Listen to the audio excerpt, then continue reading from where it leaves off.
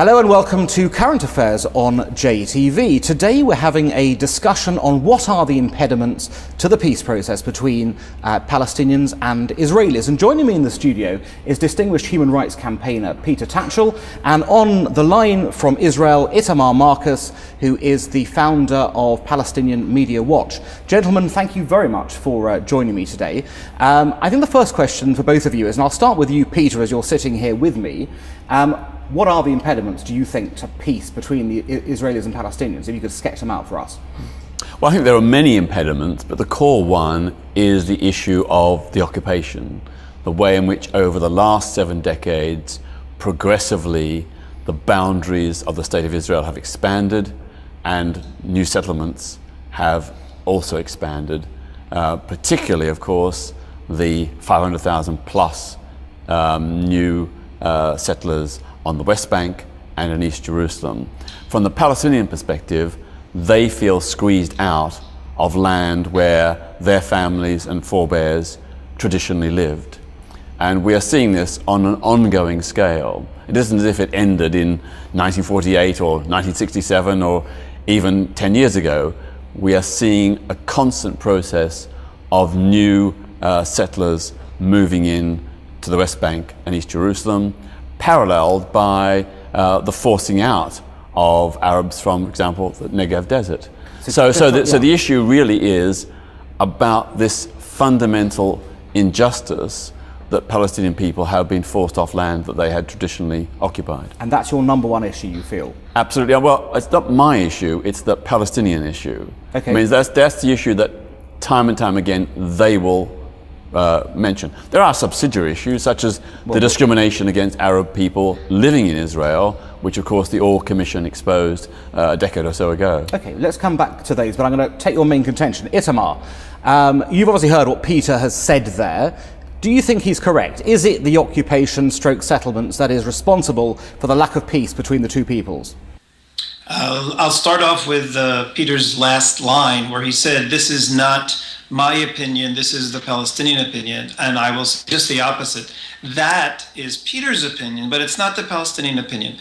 The Palestinian Authority, to its own people in Arabic, is teaching a very, very different message. We have seen numerous times in recent years on children's programs where children are taught that the conflict is because Jews are descendants of monkeys and pigs. Jews are Satan. Jews are the enemies of Allah. This is a repeated theme. There's one poem which we've heard 6 times in the last few years that has the words, "Our enemy Zion is Satan with a tail." Now, the problem with this messaging that we're hearing for children is that we're hearing it ideologically expressed at the senior level of the Palestinian Authority. And I'll give you one very, very important example. Mahmoud al-Habash is probably the most important religious leader in the Palestinian Authority. He was appointed by Mahmoud Abbas, the Palestinian Authority chairman, to be head of the Sharia courts and his personal advisor on Islam. Now, a number of months ago, he spoke on Palestinian Authority television, and he said the following. He said that the conflict in Palestine is the historic conflict against the Jews, Islam against the Jews. He defined it as a conflict against evil, against falsehood, and the evil and the falsehood is connected to Satan and the devil. And he then said, there's nothing new in our conflict here. This is Allah's project versus Satan's project. What is the message coming from the Palestinian Authority? The problem is not territory. The problem is not occupation. The problem is not settlement.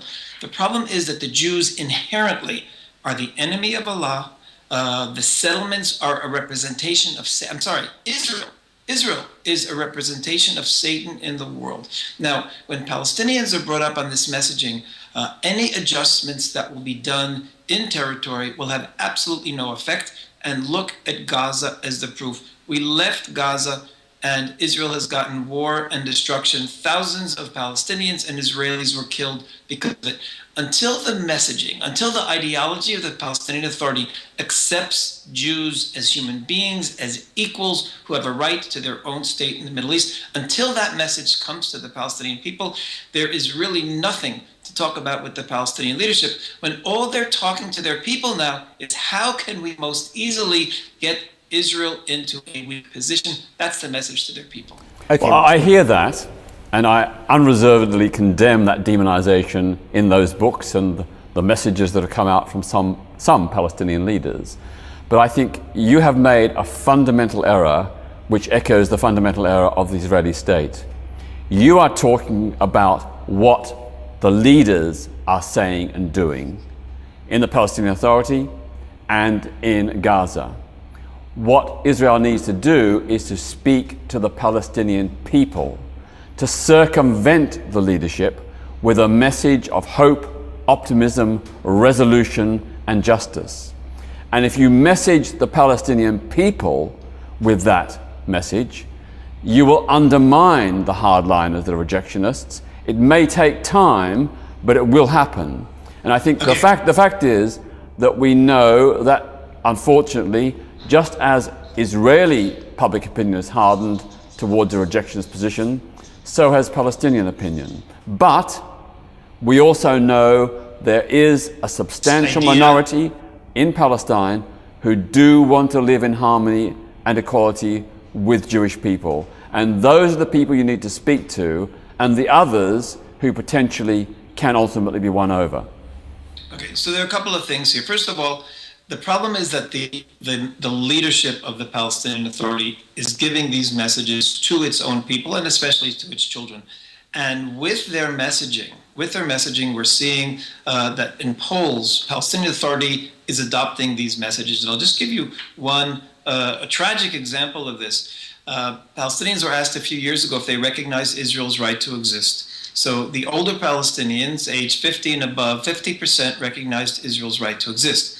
The younger Palestinians who have been exposed to this education from the youngest age and exposed to the message that Israel has, only 8% recognized Israel's right to exist. 92% said Israel has no right to exist. And even worse, when Palestinians were asked recently in a poll by the Washington Institute, what would be the game plan if the Palestinians reached peace with Israel and they got all of their demands answered, West Bank, refugees, everything was resolved? Should they then continue to try to liberate historic Palestine? 65% of Palestinians said yes. And when asked, what do you think the government policy is? 67% said yes. So you have an overwhelming 2/3 of Palestinians believe that their government's plan is to weaken Israel by getting some kind of a peace deal with them where Israel will then be in indefensible borders, and then to continue until Israel is destroyed. So it's wishful thinking, and I wish there were a Palestinian. But I want to say, just add one more thing. You mentioned direct contact between Palestinians. This is something that we at Palestinian Media Watch have been promoting for the very, very longest time. And I'll give you an example how we promote this. The Palestinian Authority is afraid of direct contact between Palestinians and Israelis. They call it normalization, and they prohibit normalization. And I want to give you an example of how effective normalization can be and how successful in building peace. I think we should try. Palestinians respond. I just want to give you this one example. Right after the Gaza war, the Paris Center for Peace sponsored a football tournament for Palestinian and Israeli youth, the end of which, it was reported by France Press, was an overwhelming success. Israeli children expressed how good it was to be back and play together after the war, and a Palestinian 11-year-old named Kusai was interviewed and said, I love we can play I wish we could have peace between Arabs and Jews so that we could play together like this. So it was an overwhelming success. Now, the Palestinian Authority Olympic Committee immediately condemned this and called for the people to be put on trial who participated. And Jibril Rajoub, who's head of the Palestinian Olympic Committee and head of their sports authority and head of the Palestinian Authority Scouts, what did he say? Any normalization with the Zionist enemy is a crime against humanity. So we want and we try to encourage contact between Palestinians and Israelis to build real peace. And the Palestinian Authority tells their people building real peace with Israelis is a crime against humanity. This is what we are up against. Okay, well, I hear what you're saying, and I condemn much of that. But you are just reinforcing, with all due respect, the rejectionism on both sides, because both sides have substantial proportions of their population who adopt a hardline rejectionist position. Of course, we have to acknowledge that. But if we simply say that means there can be no progress, of course there will be no progress. What we have to do is move beyond the Lager mentality that afflicts large sections of Israeli society and large sections of Palestinian society. We have to look at ways, how can we break this logjam? Simply saying the Palestinian leadership is awful and they're doing all these terrible things, or saying the Israeli leadership is awful and they're doing these terrible things, that won't progress us anywhere. Well, we need to come up with a game changer. Well, what is the game changer? A new initiative. Peter, what is the game changer then? Because we'll come on to this, but what is that game changer?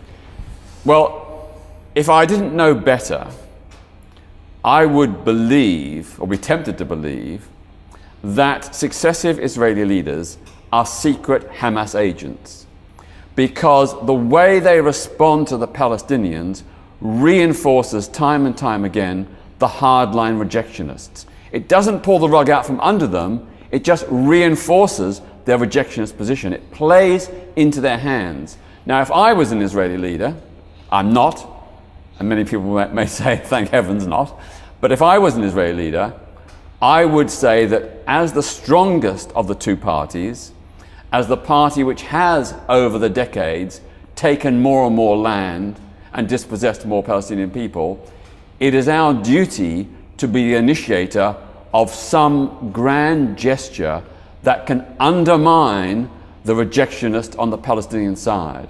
So I would, for example, say that unilaterally, as an Israeli Prime Minister, I would announce that there would be a full withdrawal from East Jerusalem and the West Bank by all Jewish settlers, and that there would be a fund set up by Israel to help fund, build new housing, hospitals and schools for Palestinian people.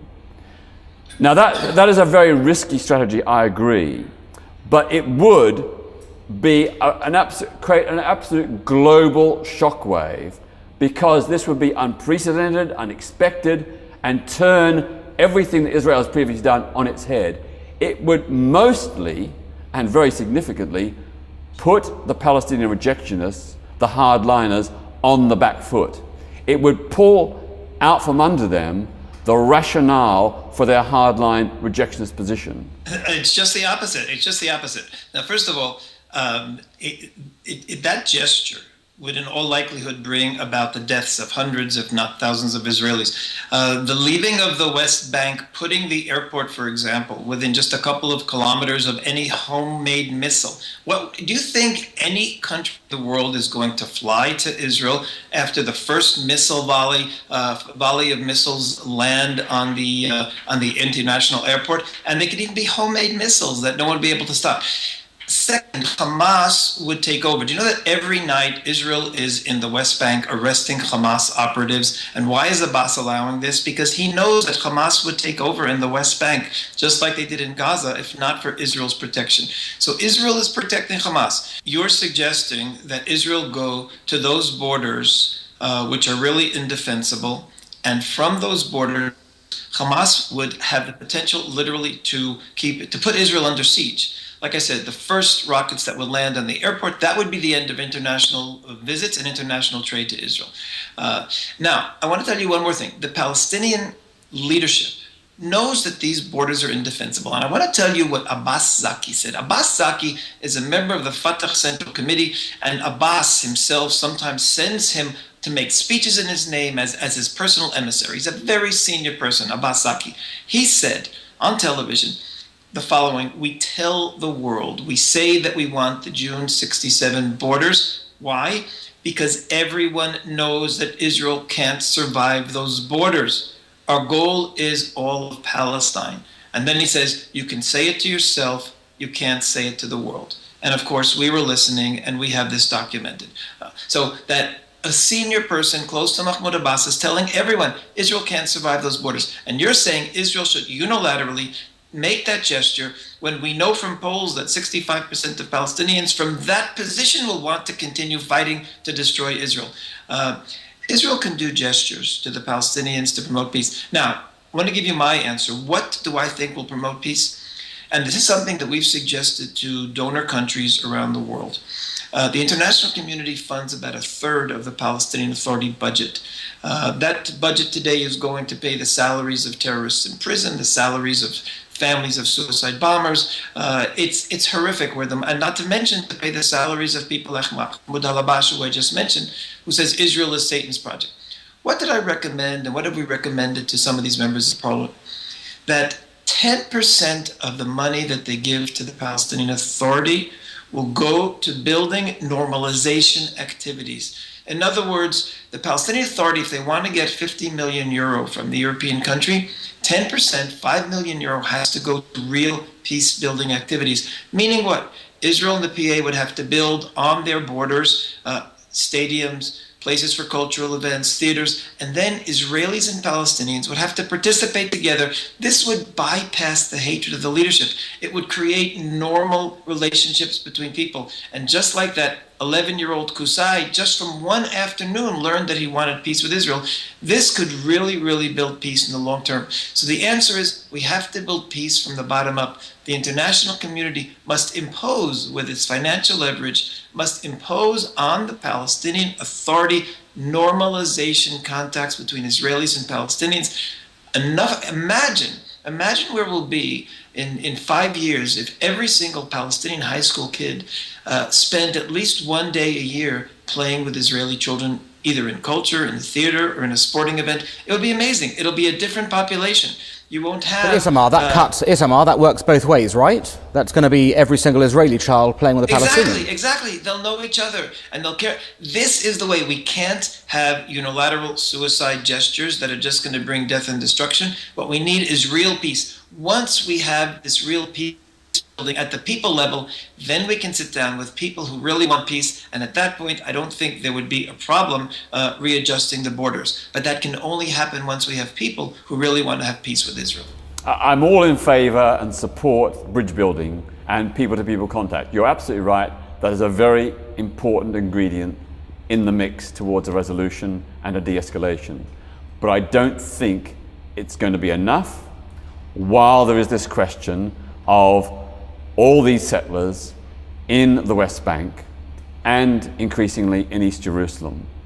The Palestinian perception is that they are being colonized in their own territories and lands.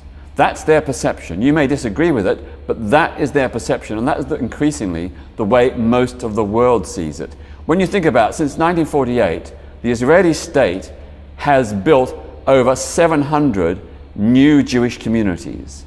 When I last checked, it hadn't built a single new Arab community. And in fact, many of the Arab villages that exist are not even on the Israeli maps. They've got no facilities like electricity and water.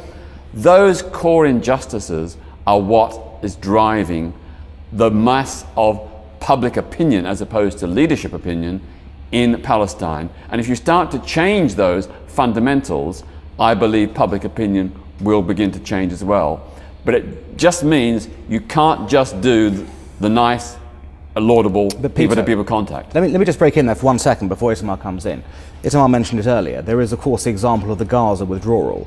That was just what you've been saying. It was a unilateral gesture by somebody nobody thought would do such a thing, pulling everyone out of Gaza. Settlers uprooted, out, leave everything, off you go. So, soldiers carting away settlers refusing to leave even. And yet the reaction wasn't better peace relations. Well, first of all, Gaza was a partial, and in Palestinian terms, a half-hearted, incomplete gesture. But you don't know what that would have led to. You don't know. Also, of course, Gaza was not free because it was basically an imprisoned section of Palestinian land around which or through which there was no free movement. There was an effective siege around Gaza. Well, not in 2005 there wasn't. Oh yes, there was. No, not in 2005. There was no free movement. Well, free movement all kinds of restrictions. Yeah, the restriction, but it wasn't not a siege, Peter. I think there's two different terms. Well, I don't mean a military siege, but right. there was not. Gaza was not a free and independent entity, as most people would imagine that a free and independent entity is. There were border restrictions like any two countries would have in that sense. Of course there were border restrictions. And with the Egyptians, let's not forget as well. Yeah, well, exactly, with the Egyptians as well. But that meant that the Palestinian perception was that this was, well, I think they were wrong to be totally rejectionist of it, but the perception was that it was a deal that was still hedged with far too many restrictions and wasn't a genuine, independence and autonomy for them. Okay, if I can step in here, Alan. The problem with what you're saying are two. First, on the fundamental level, the West Bank, working with an assumption that the West Bank is Palestinian territory, historically, I'm sure is not true. The West Bank had been illegally occupied by Jordan. Israel got the West Bank in a defensive war, and according to legal opinions, Israel has as much right to it as the Palestinian Authority. There is no settlement on Palestinian land. It was settlement that was on state land, and I think you know this. Right now, Palestinians claim it, Israel claims it, and they should be discussing this as a territorial issue. And if it's discussed as a territorial issue, there can be a just realigning of the borders. So that's the first principle. Well, can I just pick up on that point? Itamar, just let Peter come in on that. Itamar, I wish the Palestinians would say to their people, like you're saying, that the problem is settlements, but they don't. The main theme that we hear from them is a denial of the Jews' humanity, the denial of Israel to exist on any borders. There's a children's program, which is it's on twice a week. It's called Beit Biyut, the best home. And they had this beautiful puppet on the other day, and this is actually rebroadcast 3 times. And the puppet is talking to the children, and it says in the background, look, here's a picture of Jaffa. The Israelis took it and became Tel Aviv, but it's Jaffa. And then the moderator says to the children in the studio audience and on TV, yes, Jaffa was occupied in 1948, and Jaffa will turn to us. But not only Jaffa, but Haifa and Akko and another city. All of this will return to Palestine someday. And it's a constant message. So the child is brought up in the Palestinian Authority believing that all of Israel is a settlement. All of Israel is an occupation. And that's the word they use in their media all the time. All of Israel is an occupation. Well, when children are brought up with why would we believe? Because Israel all of a sudden goes back to the 67 borders. All of a sudden, Palestinians are going to reject everything they've heard from their Fatah leaders since we've been following. No, they wouldn't. So I say to you again, I wish they would say settlements was the problem, because then we'd have something to talk about.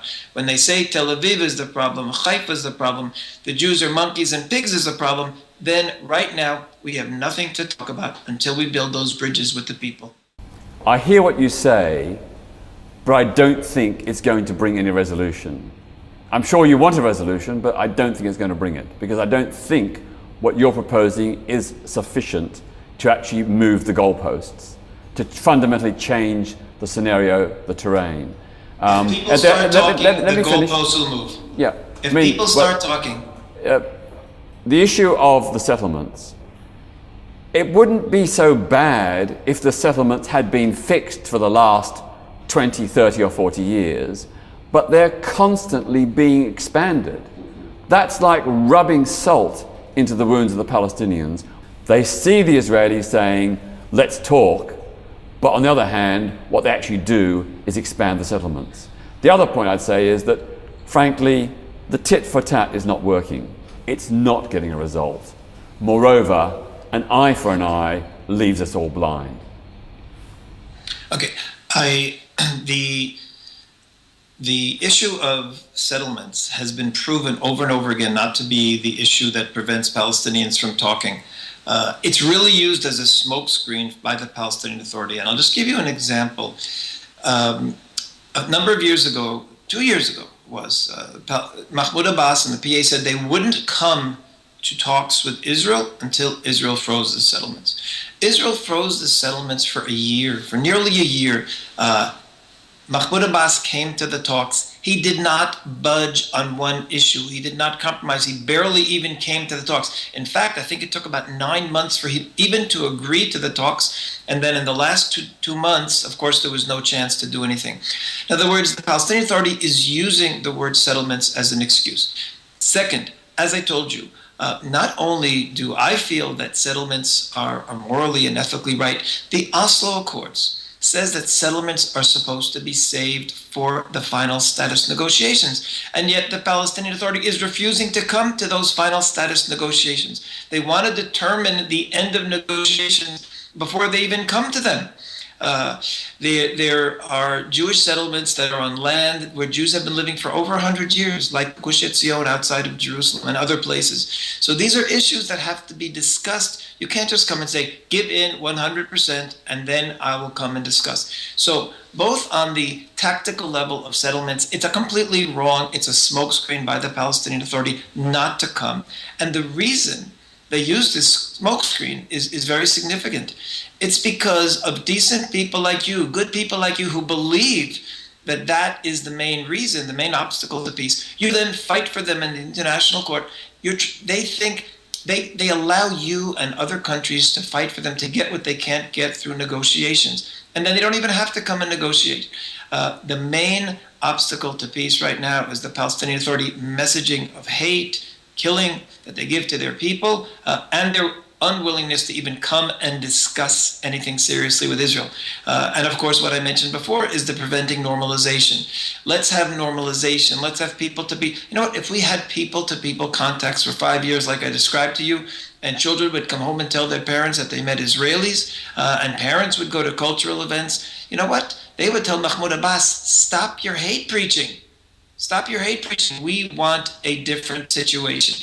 So we need the people online for peace before there's going to be any chance of political adjustments. Well, I think that's all we have time for today. Peter, Itamar, thank you for joining us today. I think perhaps unsurprisingly we failed to reach a point of end agreement, although I did notice some encouraging signs about at least understanding the value of bilateral contacts along the way. And hopefully that may yet give others some pause for thought. But thank you both for joining me in the studio today, and thank you for joining us as well. We'll see you again soon for another episode of Current Affairs on JTV.